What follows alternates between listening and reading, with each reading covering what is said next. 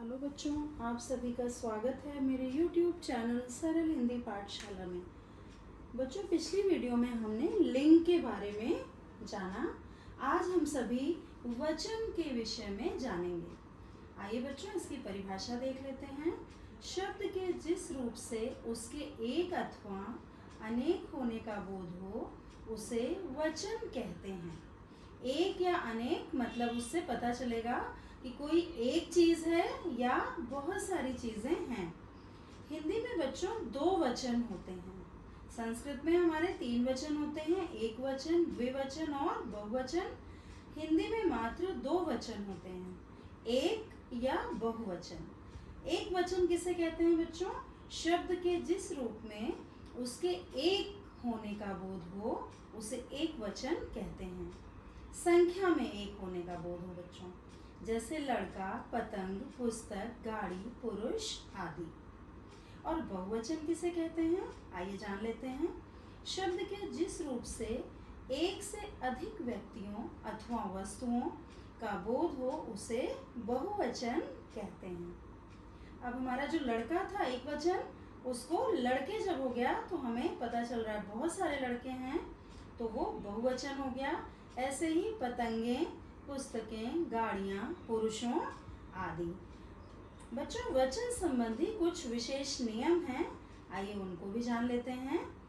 आदर प्रकट करने के लिए एक वचन के स्थान पर बहुवचन का प्रयोग किया जाता है। बच्चों, इसका मतलब है कि जब हमें किसी को रिस्पेक्ट देनी होती है, आदर देना होता है, तो वो एक ही इंसान है लेकिन हम उसे बहुवचन में प्रयोग करते हैं। जैसे कि महात्मा बुद्ध महान थे। महात्मा बुद्ध मात्र एक है, लेकिन हम बात यहाँ कर रहे हैं महान थे, मतलब कि हम लग रहा है बहुत सारे लोग हैं। क्यों ऐसा बोल रहे हैं बच्चों? क्योंकि महात्मा बुद्ध को हम आदर दे रहे हैं, इसलिए उन्हें हम बहुवचन में उनका प्रयोग हो रहा है। यहाँ थे आ रहा है, था नहीं आ रहा है कि महात्मा बुद्ध महान था। हम ऐसे नहीं कह सकते ना, निरादर हो जाएगा। तो क्योंकि उनका हमें आदर करना है, इसलिए हम थे बोल रहे हैं। नेक्स्ट है बच्चों, मेरे पिता व्यापारी हैं। यहाँ पर भी पिता एक हैं लेकिन हैं बोल रहे हैं, मतलब जैसे लग रहा है बहुत सारे लोग, क्योंकि यहाँ पिता के प्रति हम आदर दिखा रहे हैं। अगला है हमारा बेटा, राजा राम प्रजा को बहुत चाहते थे। थे कहाँ यूज होता है? बहुवचन में। यहाँ पर केवल एक राम है। क्यों हम यहाँ थे बोल रहे हैं बेटा? क्योंकि राम के प्रति हम आदर दर्शा रहे हैं। नेक्स्ट है हमारा, माता जी पहुँच गई होंगी। यहाँ पर भी होंगी मतलब कि बहुत सारे लोग होंगे। यहाँ बस माता जी हैं। क्यों हमने यहाँ पे होंगी किया? क्योंकि आदर सूचक है क्या? माता जी।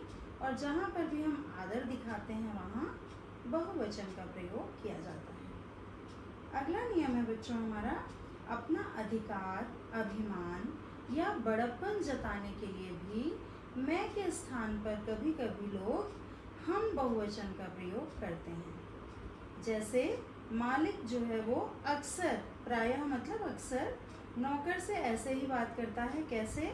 जैसे वो बोलेगा हम जा रहे हैं, जबकि वो अकेला जा रहा है, अकेले जा रहा है, लेकिन वो अपना बड़प्पन दिखाना चाहता है, इसलिए मालिक बोलेगा हम जा रहे हैं। हमारे लिए खाना लाओ। उसे खाना मांगना होगा तो ये नहीं बोलेगा मेरे लिए लाओ, बोलेगा हमारे लिए खाना लाओ। वो बड़प्पन दिखा रहा है, इसलिए यहाँ बहुवचन का प्रयोग हो रहा है। ठीक है बेटा, आगे देख लेते हैं बच्चों। कुछ संज्ञा शब्द सदा मतलब हमेशा बहुवचन में प्रयुक्त होते हैं। कौन कौन से हैं देख लेते हैं। लोक, दर्शन, प्रजा, प्राण, बाल, होश, आंसू, हस्ताक्षर आदि।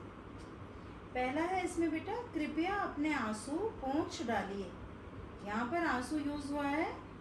यहाँ पे कृपया अपने आंसू पोंछ डालिए। क्या पता चल रहा है कि बहुवचन है, लेकिन यहाँ पर आंसू है।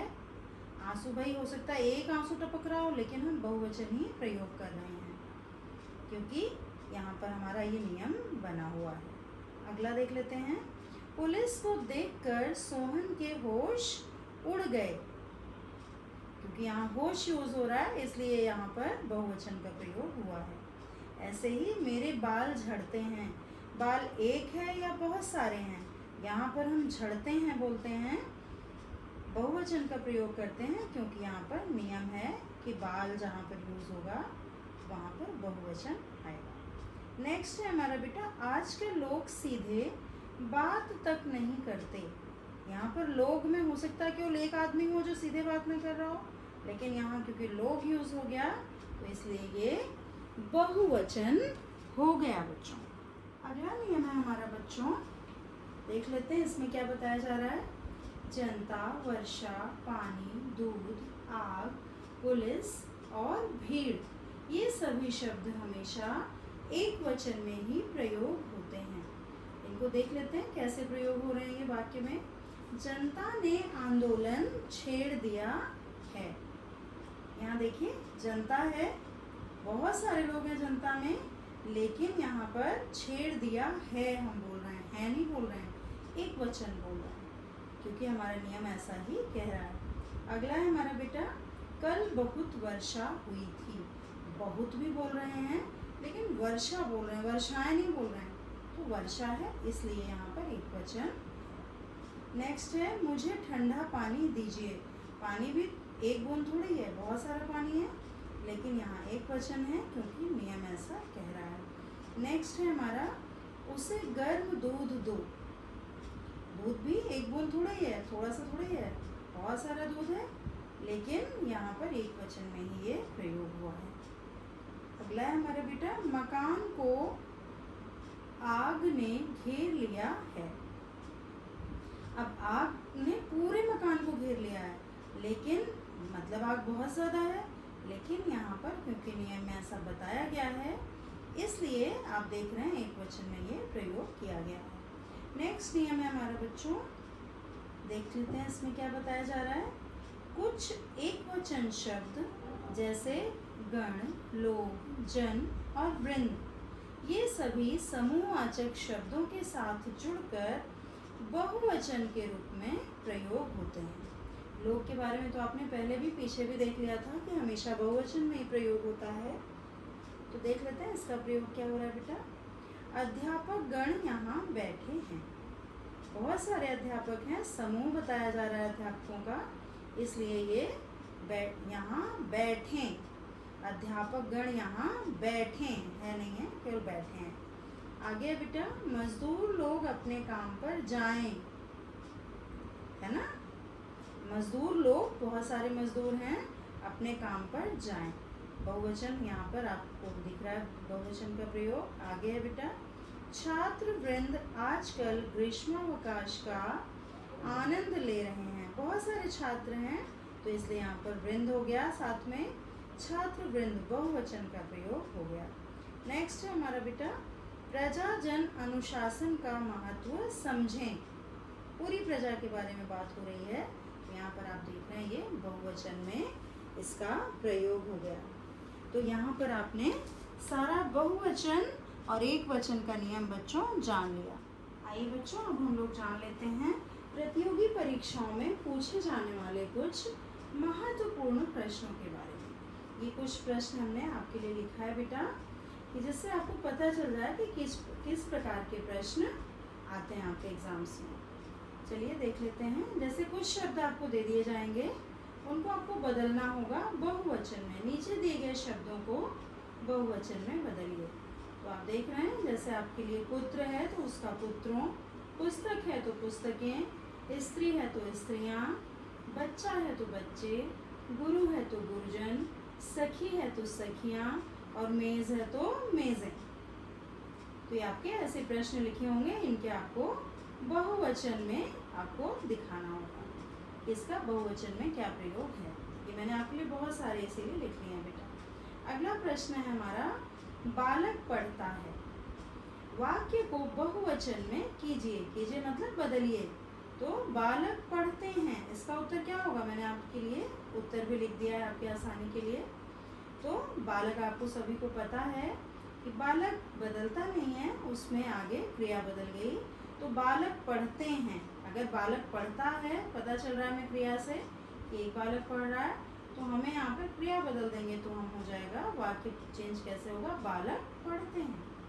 ऐसे ही अगला प्रश्न देख लेते हैं बेटा। ये भी देखिए बहुत इंपॉर्टेंट प्रश्न है, अक्सर पूछा जाता है परीक्षाओं में। हिंदी में वचन कितने प्रकार के होते हैं?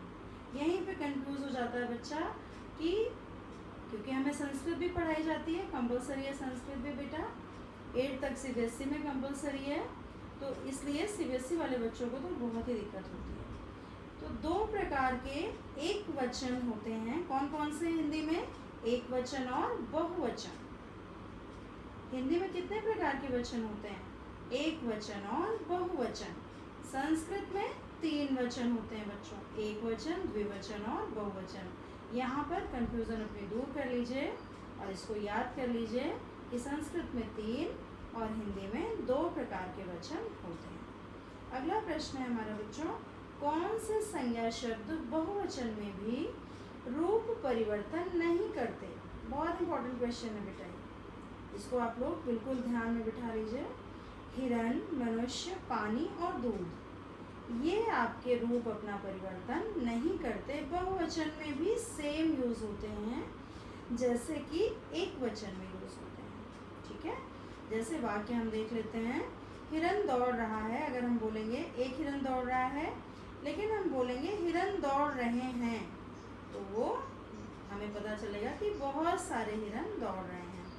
इसी प्रकार अगला है हमारा बेटा, निम्नलिखित का बहुवचन लिखिए। ये आपके 3 है क्वेश्चन, माता, बेटा और फूल। तो माता का माताएं, बेटा का बेटे, फूल देखिए फूल का फूल ही है बेटा, है ना, इसका रूप अपरिवर्तित रहता है। तो ये मैंने आपके लिए कुछ क्वेश्चंस भी यहाँ दे दिए।